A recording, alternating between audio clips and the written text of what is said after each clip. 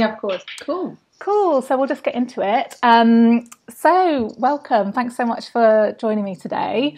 I'd love to hear about your story and how you got to where you are today. I think it's interesting to hear that. Yeah, of course. Okay, thank you so much for having me on the podcast. How I got to where I am today. So meditation has kind of always been in my life. My mum's Indian, so I grew up with all of the Eastern philosophy and bedtime stories about Rama and Sita and this idea of the philosophy of meditation. And my mum is a mindfulness teacher as well. My granny was a philosopher, so it kind of runs down in the lineage. But obviously as a teenager, I didn't want anything to do with what my parents were doing. I just wanted to drink Bacardi breezes and listen to garage music and wasn't interested. And then when I was in my probably early 20s, I was working a really, really intense job, partying all the time, and was just really got to a place where I was kind of really emotionally bankrupt and like spiritually empty and just stressed all the time and really miserable. And my mum, who'd kind of gently tried to guide me towards mindfulness for my whole life, suggested the 8-week mindfulness course that had started to gain popularity in the UK. So I was like, oh, okay, I'll do it. Started it just really with the intention of being a bit less stressed, having some tools to deal with work. And then 2 weeks after I started, I broke up with my boyfriend of 6 years, and it was just like, oh, like that kind of heartbreak. I was a mess. And it was like just a godsend that I'd started the course, because it completely shepherded me through this like year, what ended up being a year of just struggling with thoughts and ruminating on the past and stressing about the future, and kind of like saved me from going into a really dark place. So after I did that, I was just hooked, and then just kept going and going, and then kind of ended up sharing my practice at work, and then just people from all the different offices started coming, and by the end I had like 30 people 2 times a week, at which point I was like, oh, okay, I think I might just leave my job and do this. Amazing. That was years ago, 3 years ago. Right. Yeah. So you quit your job 3 years ago, and you've been teaching meditation ever since. Yeah. I think it's interesting what you say about how you were kind of brought up with meditation, and yet it's such a common story, isn't it? If you're told to do something as a teenager, it's like the last thing you want to do. Because I was actually the same. My parents meditate, and my granny's a meditation teacher, and I tried it as a teenager, but I was like, no, this is just not for me. It's not cool to meditate. I just want to go and exactly drink Bacardi breezes. I think I used to drink, what did I drink? WKD, blue WKD.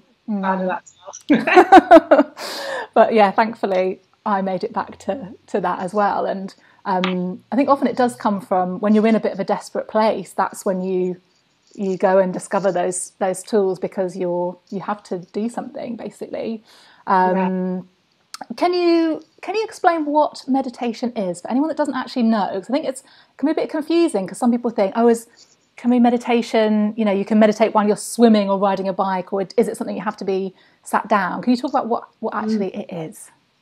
Yeah, so at its essence, meditation is really a practice or a technique for training the mind, or you might hear it spoken of as purifying the mind or raising consciousness or something, but really it's a practice and a technique to change the way that you interact with your mind.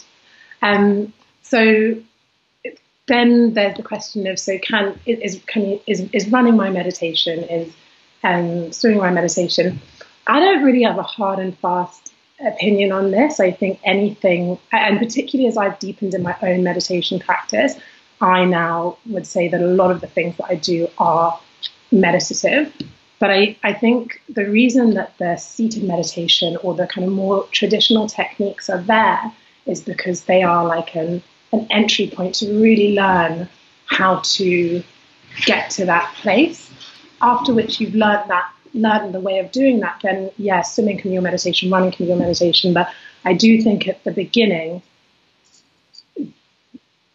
the kind of seated practice probably is going to be the best form of meditation for people to do before they understood what it really is to train the mind or purify the mind, if that makes sense. Yeah, no, it does. Totally.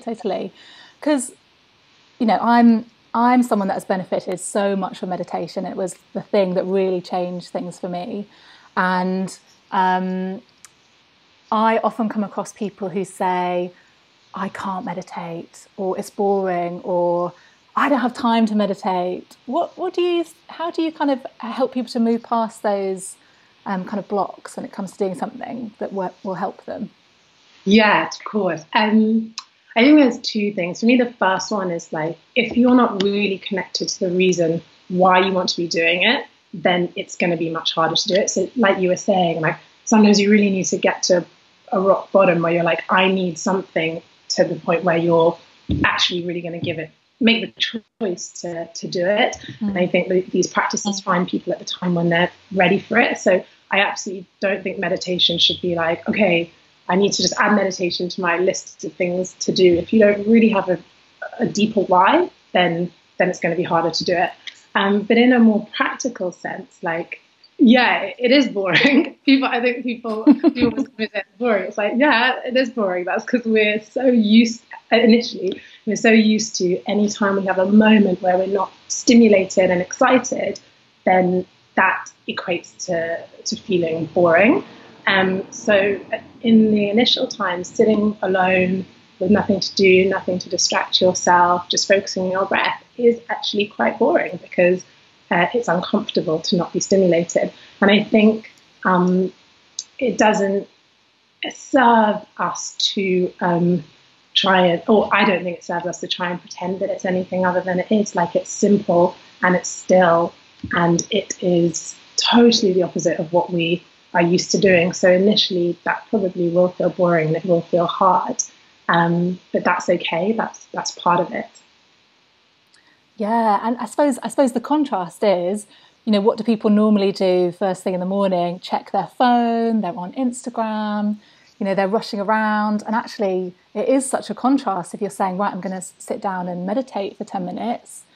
If you're used to getting those kind of hits of information from new messages on Instagram and things, it's going to seem like a bit of a contrast. But, from what you're saying, it sounds like kind of accepting that it is a sort of change of pace, and at the beginning it might be boring, but I've certainly found there are days when I still find it boring, but a lot of the time it's not boring.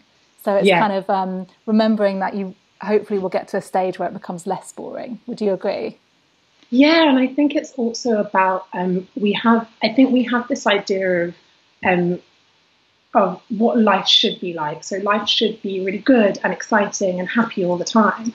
And then anytime that we feel something that isn't that, so sad or low or bored, then that's something that I shouldn't be feeling.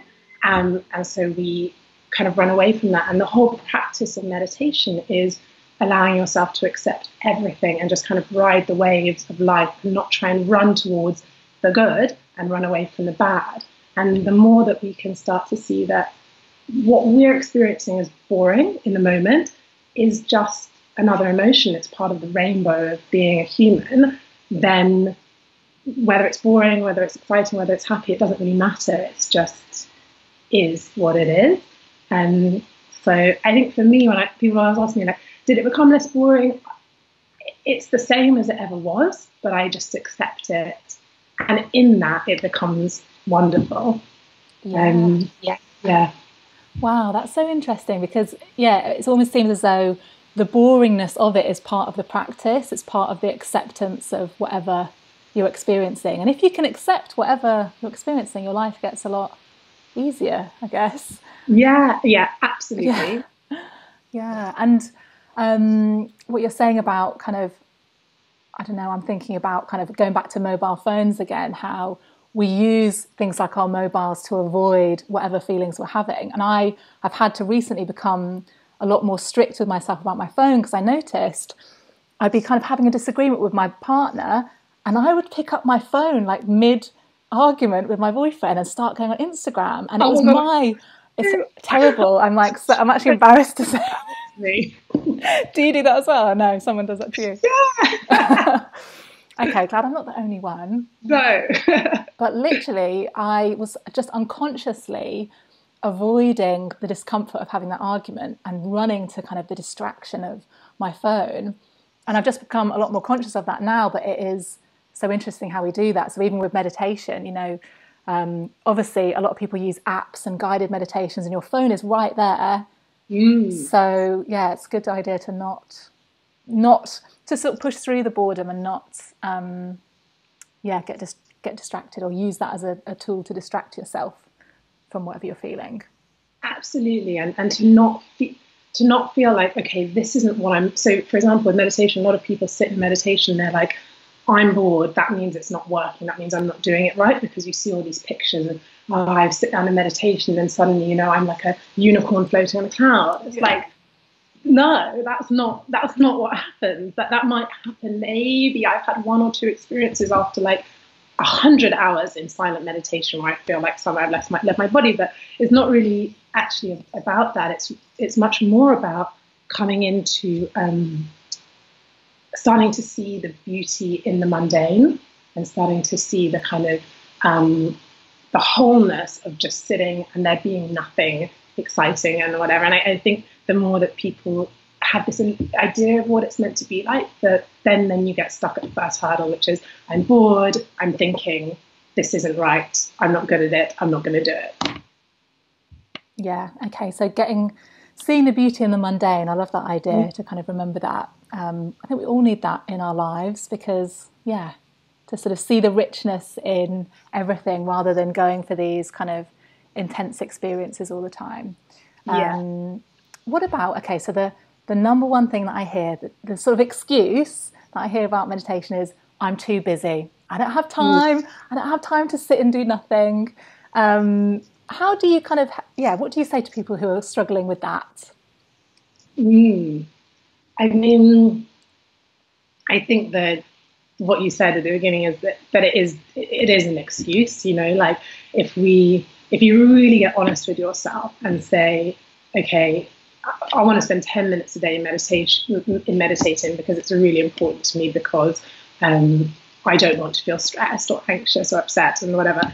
You can find that 10 minutes, whether it's saying like, I'm going to delete Facebook from the app on my phone and I'm not going to go on it, or I'm going to wake up 10 minutes earlier, like that there is that time. So I think when I'm not really a tough love person at all, but when that's the one thing where I will kind of be a bit tough with people and say, like, that is an excuse. You do have time. There is time. It's just about whether you want to make that time. Then more practically, I do always say to people, if you really are choosing not to make the extra time for it, then you can use the things that you're already doing to do it in a way that opens you up to meditation. So it's like, if you walk to the tube on the way to work, just do that without being on your phone or listening to music, and use that 5 minutes as your time to just be with yourself. Or when you're doing the washing up, don't put on a podcast. And that for me is like really an entry point. If you really can't make the time, then use the time that you have. I love that idea. Yeah. So for people that are really kind of telling themselves they don't have time, because I think it is a story that we tell ourselves, actually. We all have the same hours in a day, and actually we do have control over how we spend our time. But actually just incorporating some of that kind of presence or mindfulness into your everyday. Can you explain what mindfulness is? Because I think it's, again, one of those things that people not necessarily sure what it is. Can you explain that? So mindfulness is it's a school of meditation, or a technique within meditation, and it's the practice of being in the present moment, or aware of the present moment without judgment. So the two parts to it are present moment awareness. So that would be in a mindfulness meditation where you sit aware of your breath, or if you're walking to the tube, you'd be aware of walking and the smells around you rather than on your phone or whatever.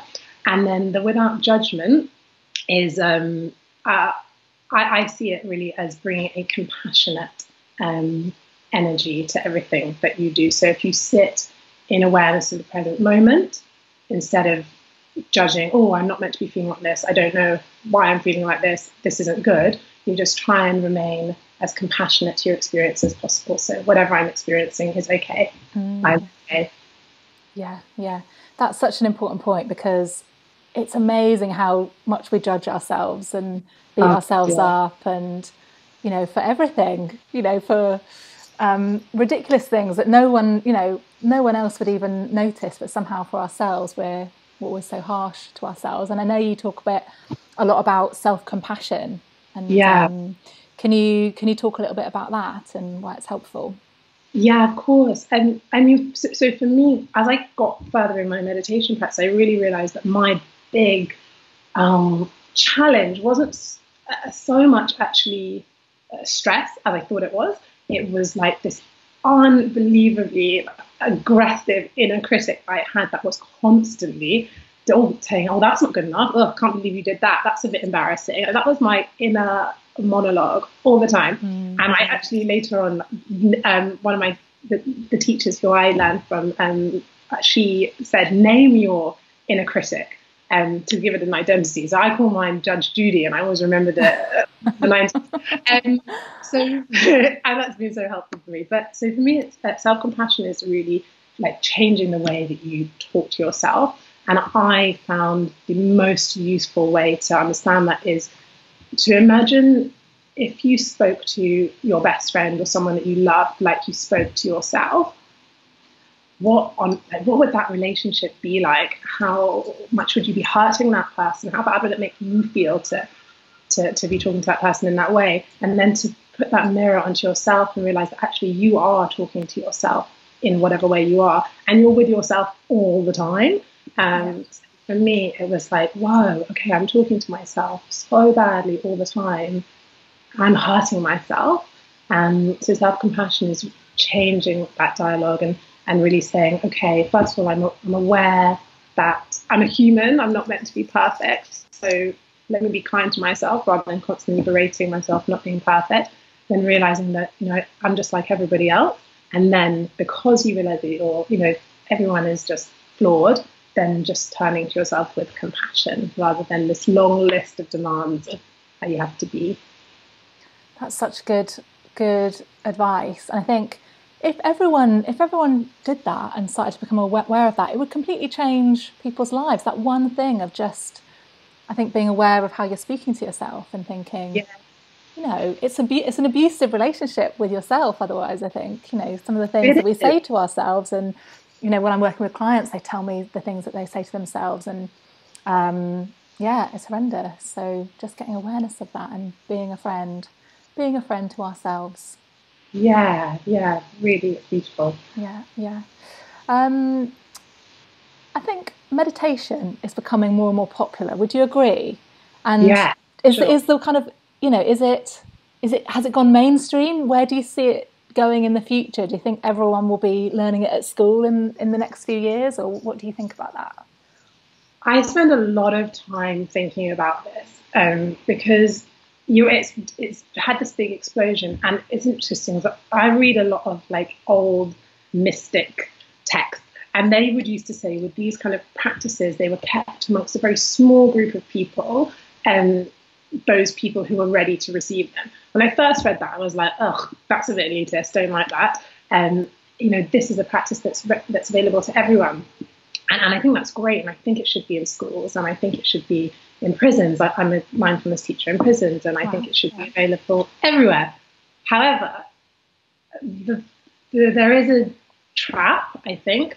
So there's this quote that I love. It's Einstein, and it said, I'm paraphrasing, but you can't solve a problem with the same mind that created it. And I think the issue that there is in meditation going mainstream is often that we'll try and the same mind problem that's creating stress and anxiety within us, like I need to get to a goal and I need to do things really quickly, and am I good at this, is seeping into the way that we understand meditation. So it's like 2 minutes a day to change your life. And I have said things not quite like that, but you only need 5 minutes a day, and become a better meditator, and all these kind of things. And not so much that I'm saying that that's wrong, but I think we have to be aware that it is that type of thinking that's causing us the problem in the first place. So if we apply that type of thing to meditation, I don't know that it will help us. That is so interesting to me. I've never thought of it like that. Gosh, yeah. And yeah, I mean, one thing I do think about in terms of that is that meditation has been around for thousands of years, and it's been passed down through kind of oral traditions in India, and it hasn't changed for kind of 5,000 years. And now people are kind of, I don't know, there's apps and things. And so I wonder how it is going to change from that. Are we going to lose the essence of what it is in a way? I don't know. You know, in 1,000 years, is meditation going to be something completely different because of the fact that we're coming at it from our stressed kind of achievement perspectives? It'll be interesting. Yeah. Obviously, we won't be around to see 1,000 years. But it'll be interesting for future generations, hopefully, to preserve the kind of that understanding, I guess. Yeah, definitely. And I think as individuals, we just have to be careful. And when we notice ourselves thinking like, am I a good meditator? Or how can I squeeze meditation into my life? Just to maybe be aware and have a bit of awareness and say, okay, actually, would looking at the way that I'm thinking about this be more beneficial for me than squeezing 2 minutes into my day or thinking that I'm a good meditator? So every thought, every kind of challenge is an opportunity to apply like the practice of meditation in a way. So yeah, I think it's all about awareness. So if we're aware that we're doing that, then that's cool. Amazing. So can you talk to me about your love notes? Because I couldn't help but notice these lovely things on your website. What are the love notes? Tell us about that. So when I first started a much deeper self-compassion practice, I used to leave myself little love notes around my room, just on post-it notes. So like, I forgive you, or I love you, and all of this. And then I just started becoming a little bit more creative with them and just writing notes to myself that I knew I would want to hear when I was feeling really low or confused or whatever. And I think I posted one on Instagram, and a few people said to me like, oh, thank you, that really brightened my day. So I just kept sharing the ones that I did to myself, and kind of just playing around with this idea of how would we want to hear ourselves talking to ourselves, and then getting it on paper and then just having them to remind you that at one point you did talk to yourself in that loving way. So you do love yourself, and it is there. I love that idea. I think I really recommend people to give that a try. And even, imagining that you're writing it to a friend. If you can't say something nice to yourself, imagine that you're writing something lovely to a friend. Yesterday, a friend of mine left me, I don't know if it was sort of like a love note, but she left me a little audio message on WhatsApp, just a really kind of lovely message. And I was thinking, oh, that's so, such a nice thing to do. And how much that can brighten up your day, whether it's coming from yourself because you've written yourself a little love note, or you're telling a friend, or a friend's telling you. I think it's just those little moments to send yourself some love or send someone else some love, I think is really special. Yeah, oh, absolutely. And I love what you said about little moments, because so sometimes we can get on such a train of like, okay, I'm doing this and I'm doing this and I'm doing this, and then you don't have those little moments of love or peace or breath to just punctuate your day. It's very easy to forget to do that, but if you have something physical, like something from a friend or something from yourself, it just kind of reminds you to take that breath and that space. I love that kind of thing. Yeah, me too. I couldn't help but notice when I was on your Instagram earlier, that you seem to be taking a break from social media. So tell me about that. I'm very intrigued about this. Yeah, so a lot of people think that because I'm a meditation teacher and because I've practiced for such a long time that I've got everything on lock and everything's just a lovely walk around, breezing around on this wonderful cloud. But I still am struggling to come into balance with the same things as everybody else. So I find that when I am on social media quite a lot, it really, I can just notice a difference in how I feel. So I feel more hectic because if I have a moment of like space, I'll be, oh, okay, I'll just check Instagram and then I'll just scroll or whatever. So in that sense, I'm like, have just a really easy way of keeping myself distracted from just stillness or the moment. But I also find myself much, much more judgmental of myself and not so much other people, but that's probably because I naturally have a disposition to being self-critical. So I can find myself having these thoughts of like, oh gosh, that person's doing that. You know, I'm not as good as that. And I know to myself, I'm like, what are you doing? You don't need to do this. So for me, I know that there is a land of kind of milk and honey where you can use social media where it's absolutely for good and it's nourishing and it allows you to connect with people and share with people. I love all of that. But where you're not falling into the traps of judging yourself, judging others, or using it as a distraction. But I've not found that land yet. So for me, it's at this point, it's better for me to just say, actually, I don't need that. Let me work on myself. Let me get better, or let me continue to deepen my practice to such a point that I can use it in a healthy way. I really recommend that for people. Yeah, I'm sure there's so many people listening that are thinking, yes, I'm in that boat of, you know, going on to social media and it doesn't leave you feeling that great.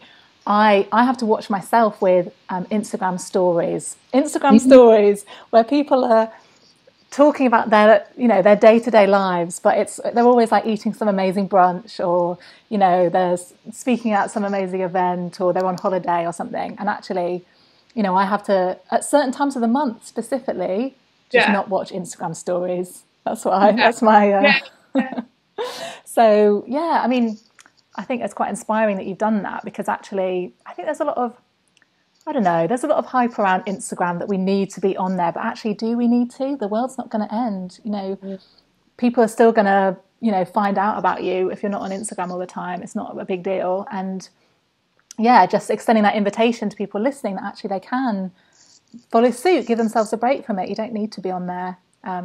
It is possible to live without social media, and you're doing amazingly without it. So yeah. No, and I think for those people as well, the thing I would advise to do is to think like, what is your what is your end goal? Like, what do you actually want? And if what you want is to be happy and free and full and whatever it is, then and going on social media is making you miserable, then that is not your path. If going on social media is making you happy and free and full, then great. But this idea that we have to have 10,000 Instagram followers to be happy and free and full, or whatever it is a myth. And I think that there may be some opportunities that I miss out on for not being on social media, but it's about weighing up, like, is that worth it for me? So I definitely think if people are going on social media and it's making them unhappy, then I would say get off it. Yeah, good advice. I think it's an important point you made there about actually questioning what we're doing more, because I think often there's a default that we seem to live in, like, oh, of course I'm going to, you know, live in a city, or of course I'm going to go on social media, or, you know, climb the corporate ladder. And actually that society kind of expects of us, and we don't often just sit back and ask ourselves, is this actually helping me? Is this what makes me happy? Is this actually damaging me? And to really kind of examine that and think, we don't have to do what everyone else is doing. We don't have to follow the crowd. We can take ourselves, you know, on a different path that is going to be, you know, arguably a lot more nourishing and positive for us. So let's question what we're doing more, and kind of ask ourselves, is this really working for us, I think. Yes, absolutely. So thank you so much for talking to me. I found it absolutely fascinating. And I actually skipped my meditation this morning. I'm sorry to say, but I might actually just do it now. I'm going to do it now. So yeah, I'm inspired now. Can you tell us where we can find out more about you and what you're up to, and if people want to learn more from you? Yes. So the best place to find me then is my website, which is www.holidayphillips.com.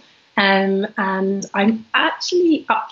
just about to launch a new, I do put different free content online. And so I do 30-day challenges a couple of times a year. And I'm just about to launch a new thing, which is bedtime stories. And I'm going to essentially look at different stories from mythology and religion and fables that are teaching us like life lessons. And I'm going to read them as a bedtime story, and then I'm going to break them down. Wow. So that's my thing. Amazing. Oh my gosh, you've got such a lovely voice and such a lovely way about you that I imagine people might fall asleep just from the soothing kind of manner. And oh, how lovely. And and then to meditate with me, I